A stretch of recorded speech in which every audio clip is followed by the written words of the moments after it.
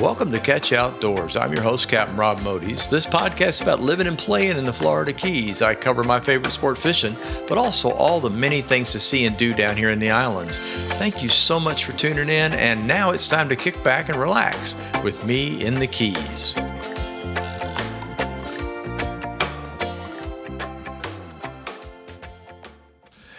This week's episode of Catch Outdoors is number 161.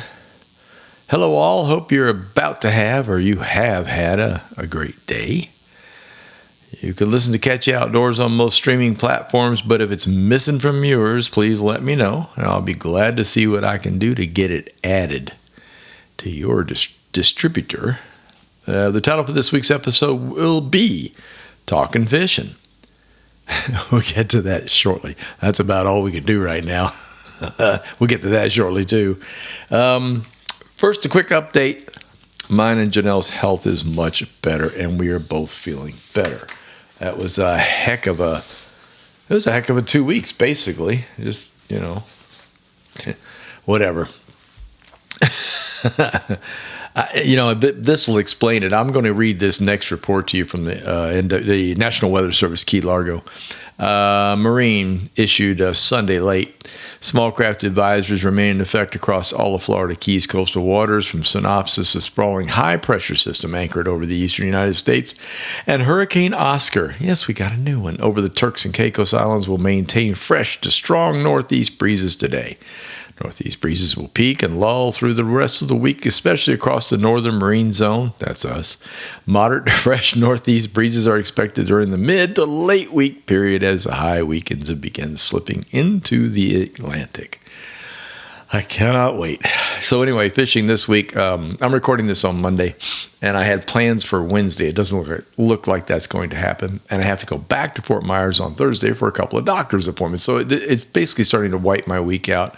I'm hoping when I come back, maybe Friday the weekend, things will have calmed down a little bit. But this has just been an absolute mess when it comes to just trying to do anything with the weather right now. No fun at all. So let's see what else has happened here.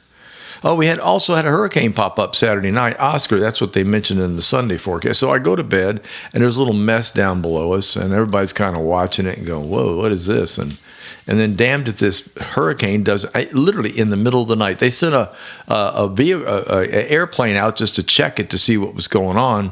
And as it turned out, it was just, they named it Oscar. It had 80-mile-an-hour winds in it.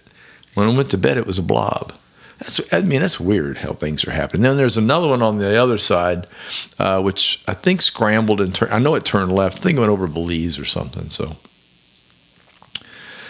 fishing's a slim possibility. I'll do my best to get out there. Like I said, I'll try. I'll look at Wednesday. Let's put it that way. But I just don't think that's going to happen based on what I've seen. This pressure system. By the way, this pressure system turned out to be a really good thing. This is the good news.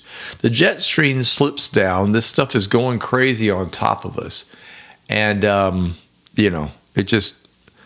it's an advantage. It's blowing these things out. As these things come across the ocean or come up out of the Caribbean, they run into an extremely strong low jet stream, which basically pulls the storm apart. So there you go. Let's see. Next is a red tide report. I've added it back to the podcast. I've included it this week due to some crazy rumors that started late last week. There were some big blobby looking satellite photographs that were like red tide on Southwest Florida. That wasn't true.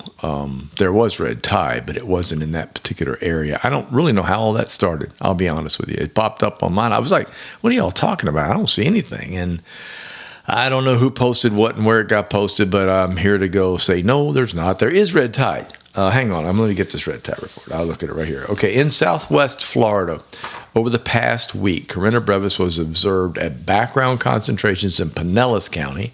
For those that don't know, that's Tampa, Clearwater, St. Pete, and background to very low concentrations in Manatee County. Okay, so in Northwest Florida over the past week, it was not observed. Along the Florida's east coast, it was not observed, just so you know.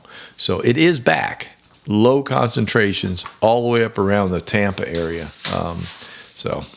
Which is not a big surprise when you've got hurricanes and stuff that have stirred the bottom up and causing all kinds of Terrible problems. Stone crab season's upon us. However, it really didn't start off with the usual bang, I'll say that. It did start on the 15th of October, and it runs until May 1st, just so you can mark your calendars. Talk about the weather again? Yeah, I will. Here's the deal. We had the big blows. The guys are supposed to put the traps out. They can do that early. Last time I looked it up, they can go a whole week ahead. And so they can they couldn't. There's storms coming, so they don't. And those that did put traps out, put them in isolated areas and not a lot of traps. And then they try to make up for lost time. Now, the traps not only have to go early, but they got to sit a little while. So even if they redistribute close to the 15th, it may go several days past that before they pull the trap, just so the traps work. And that's pretty much what happened. And I noticed that when I was reviewing locations where they had stone crabs coming in, that the amount of stone crabs was considerably lower for opening. As a matter of fact, some restaurants were still waiting for them in the evening that didn't come, had to wait till the next day. And that's kind of a real bummer. It's not as big a bummer as your town getting torn apart or your beaches disappearing or trees falling on your house. But when it comes to stone crab, it's a big tradition. And the storm messed that up. It did a lot of bad things. So recently I saw a couple of restaurants here in the Keys, Key Largo and down in Alamorada, advertising stone crabs have arrived. I have not checked price, but I'll bet they're expensive. They're already expensive to begin with, but when you have demand and not a lot, well, you all know how that works. So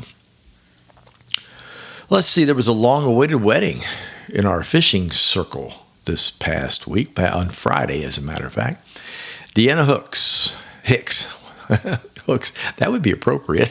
I love it. Deanna Hicks, the daughter of my good friend Dean Hicks, Dino, as we called him, finally got married after falling in love with her beau, Kyle, about 14 years ago. There was a lot of joking and teasing about that it took 14 years for this wedding. But to be perfectly honest with you, they were made for each other from the very beginning, and everybody knew it would happen. And in a weird way, and I told Deanna this, I think they were pretty smart about how they went about it. Deanna opened a business and worked very hard to get it going. Kyle went in the military and very hard to increase to up his military career. And then they got married. So in a way, instead of being 20 when they got married, or 21 or 22, they were married. I think they're both 30. Don't hold me to that, but pretty close to that. They got a lot of stuff out of the way. A lot of that pre-stuff out of the way that you're struggling with when you're newlyweds. And they were doing that, obviously as a couple, but not under the guise of being married. And I thought that was pretty cool. Beautiful bride, handsome groom. Love the ceremony and the reception afterwards. It was also great to see a lot of old fishing friends, people that I had either known or worked with in the past from the Fort Myers area, and all of them that had come to Naples for this big wedding, and it was really great. So congratulations, Deanna and Kyle Garrows. Finally, I had to put that out there, Deanna. I'm sorry. Let's see. Halloween is almost upon us. I'm looking forward to it. You should see it down here in the Keys. It's already getting crazy.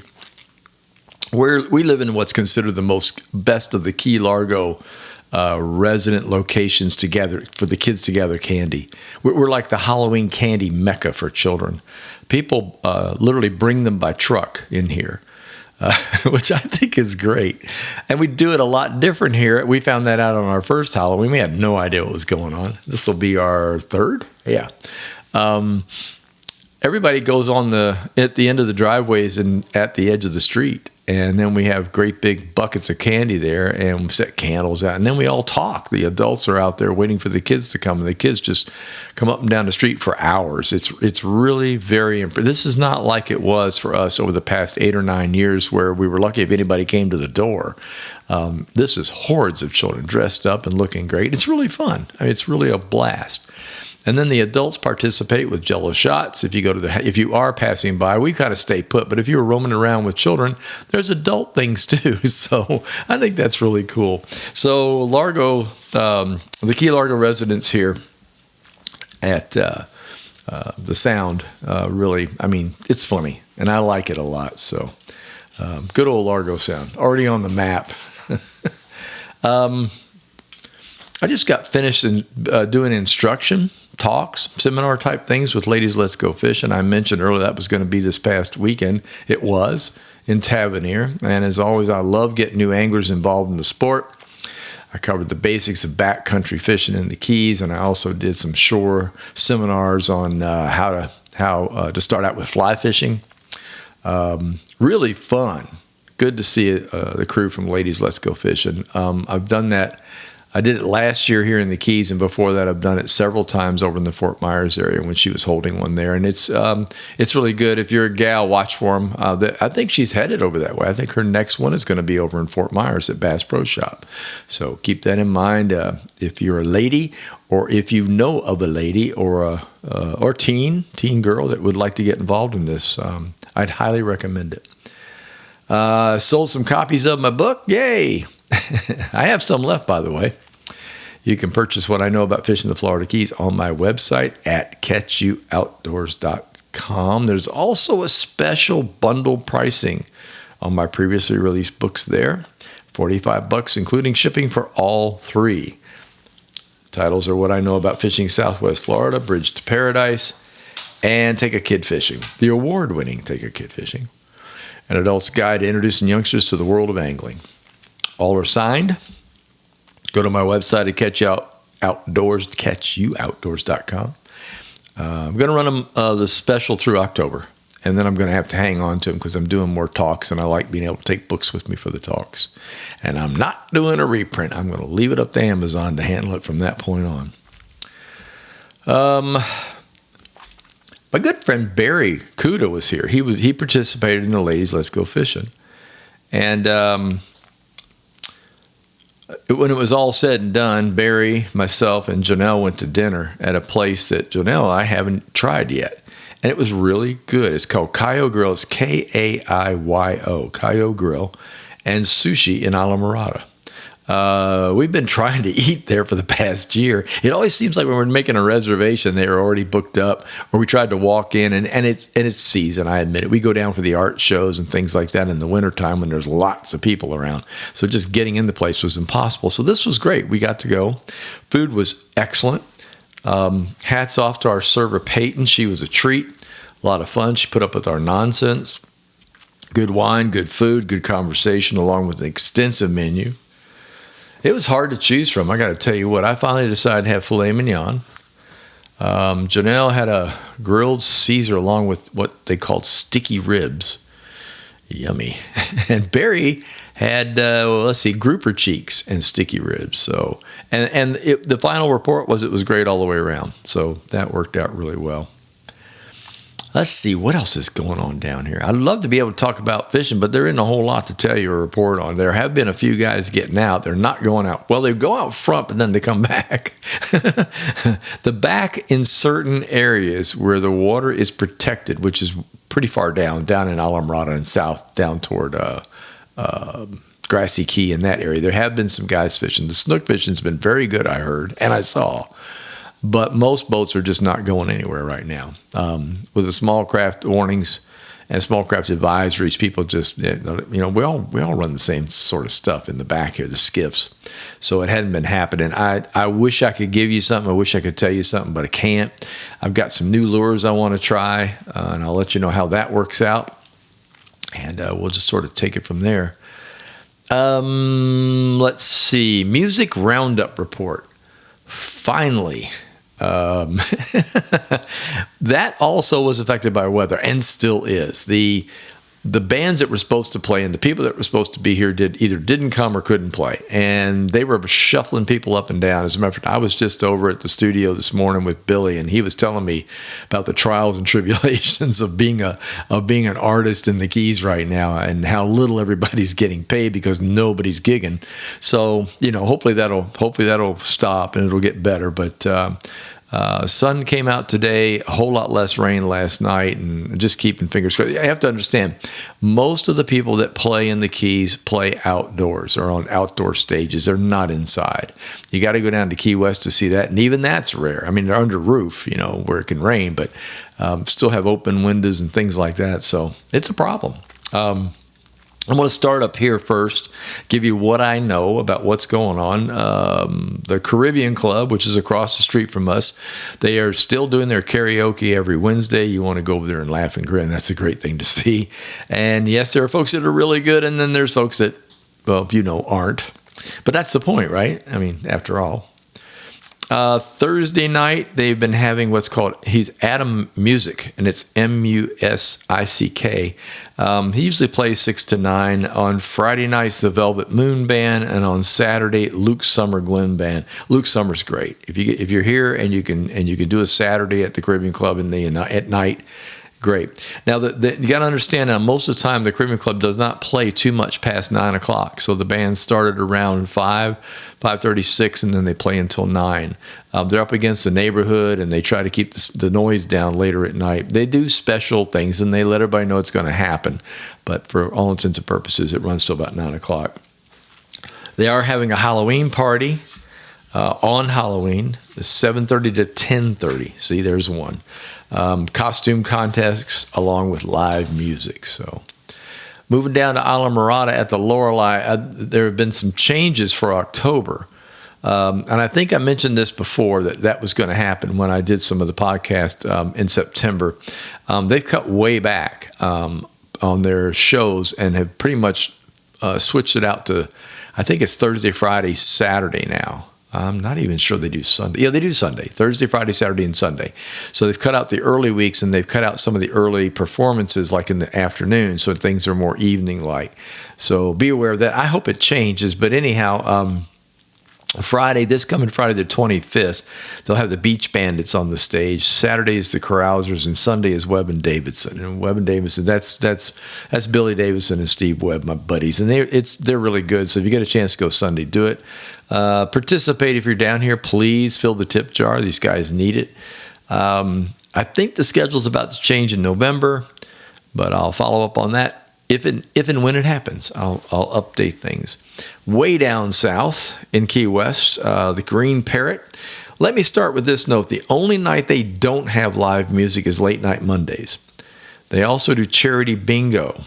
Okay, so that's part of the reason they don't have late night on Mondays. The calendar is extensive, so it's probably best if you check it out at greenparrot.com.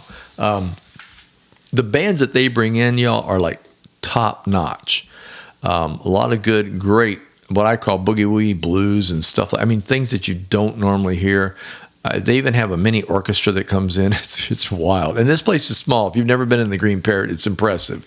But the music is great. And you don't need to be inside to hear it. You can be right out on the sidewalk. They open all the slats up on the side of the building and play away. So if being in a big crowd or crowded in a bar bothers you, stand out on the street. You can listen to it out there as well.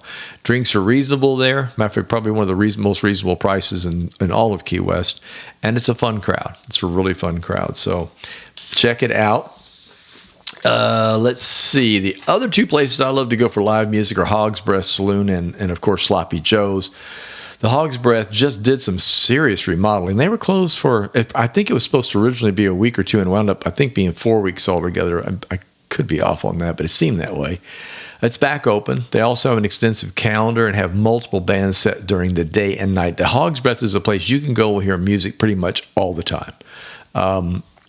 It's also a good place to catch music stars that visit Key West. Kenny Chesney's made surprise appearances there quite a few times, and so have many other top artists. So you never know who might walk into the Hog's Breath, and I love that about it. It's really, really cool when that happens. The music calendar is at hogsbreath.com, so check it out. I'm not going to list everybody on there. It's extensive because it runs all day. I'm going to say it seems to me that each band has or performer has like a 2-hour set, and some more depending on if they're coming in from New York or Chicago or somewhere far away. But great place to listen to music. The other one I mentioned, Sloppy Joe's, it also has multiple bands and individuals playing all day and well into the morning hours on some days. Here's a tip. The biggest, best bands perform late there, usually starting at 10 p.m., and that's when the real party begins at Sloppy Joe's. These performers are usually booked for about 5 days straight. kind of like a Wednesday, Thursday, Friday, Saturday, Sunday, or just a Thursday, Friday, Saturday, Sunday. I mean, it's a big deal. These are the up and comings, I like to call them, the people you might hear from not too far in the future, and it's terrific music. Really good stuff. Let's see. The calendar. Go to sloppyjoes.com, just like SLOPPY, sloppyjoes.com for their music event calendar, and check out who's coming. I usually try to put that out for me at the first of the month, and I take a look at it, and I'll mark the ones that I have seen and would like to see again, or something that sounds interesting or is getting good reviews. So there you go. There are many, many other music venues, obviously. I try to do just a smattering of what's going on, of the big boys. And then the next time I'll do some smaller venues and things and let you know what's happening there. It's time for useless information. And now, from the original book of useless information. You are a reject! You are useless! You can get a job down here cleaning toilets! Here's your host, Captain Rob Modies. Well, he swears up and down he's useless, but he might be all right eventually, but completely useless. With useless information. And here we go. This category came from the job market. 60% of big firm executives say the cover letter is as important or more important than the resume itself when you're looking for a new job. Keep that in mind. The largest employer in the world is the Indian Railway System, employing more than 1 million people. Good grief. The most dangerous job in the United States is that of a sanitation worker. Somehow I'm not surprised, but firefighters and police officers are a close second and third, followed by leather tanners in the fourth. You know, hey, is that really useless? Last but not least, the sale of vodka makes up 10% of all Russian government income. Yes, sirree, bub. I drink the Made in America stuff just because. And there you go until next week. And before I go, here's some final words. It's been a rough winter. The first part of fall hasn't been all that great either, weather-wise, and health-wise for that matter. But I'm always an optimist, and I know things will get better. At times I think this really sucks, but then I look around and see where I live, and I begin to relax and fall back to island time. This island time thing is very real. I've talked to many locals who say the same thing. It's okay to visit the big city when needed and occasionally venture out into the real world.